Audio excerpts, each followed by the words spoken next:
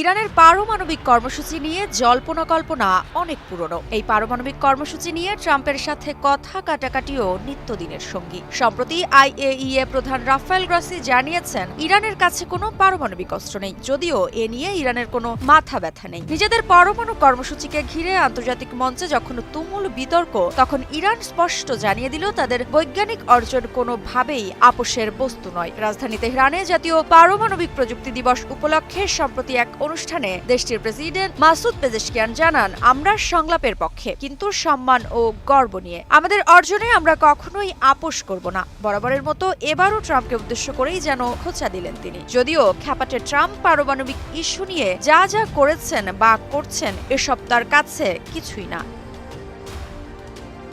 ওই অনুষ্ঠানে ইরান তাদের নতুন পরমাণু প্রযুক্তি ও বৈজ্ঞানিক সফলতা উপস্থাপন করে, যা পশ্চিমাদের বিশেষ করে যুক্তরাষ্ট্রের আগ্রাসী নীতির বিপরীতে একটি কৌশলগত বার্তা বলে মনে করা হচ্ছে। পেজেশকিয়ান আরও বলেন, ইরান পরমাণু বোমা তৈরি করতে চায় না। দেশের সর্বোচ্চ নেতা এটি বহুবার স্পষ্টভাবে জানিয়েছেন। আপনি হাজারবার তদন্ত করতে পারেন, আমরা বোমা তৈরি করছি না। আমরা চাই বিজ্ঞান, আমরা চাই শক্তি।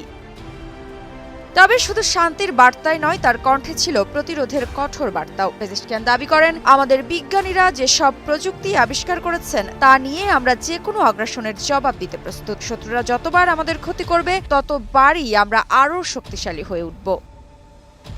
এই বক্তব্যের মাধ্যমে ইরান যেন স্পষ্টভাবে একটি বার্তা দিল ট্রাম্পের যুগে শুরু হওয়া একতরফা নিষেধাজ্ঞা ও চুক্তি ভাঙার রাজনীতিকে। মার্কিন প্রেসিডেন্ট ডোনাল্ড ট্রাম্প 2018 সালে 2015 সালের ঐতিহাসিক পরমাণু চুক্তি থেকে সরে দাঁড়ান। তার সেই সিদ্ধান্ত মধ্যপ্রাচ্যে অস্থিরতা বাড়ায় এবং ইরানকে আন্তর্জাতিকভাবে অনেকটাই কোণঠাসা করে তোলে। কিন্তু পেজেশকিয়ানের কথায় উঠে আসে এক নতুন আত্মবিশ্বাস, যেখানে শত্রুর আগ্রাসনকে মিথ্যা আশা বলে আখ্যা দেন তিনি।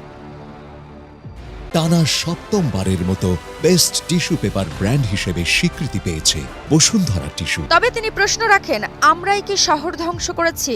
আমরাই কি সন্ত্রাস ছড়াচ্ছি? আমরাই কি যুদ্ধবিমান নিয়ে অঞ্চলে আগুন জ্বালাচ্ছি? না, আমরাই বলছি শান্তি চাই, নিরাপত্তা চাই, কিন্তু আমাদের চিন্তা ও উদ্ভাবনের পথ বন্ধ করতে দেব না। তিনি আরো বলেন, ইরান কখনো কোনো বিদেশি শক্তির উপনিবেশ ছিল না, আর হবেও না।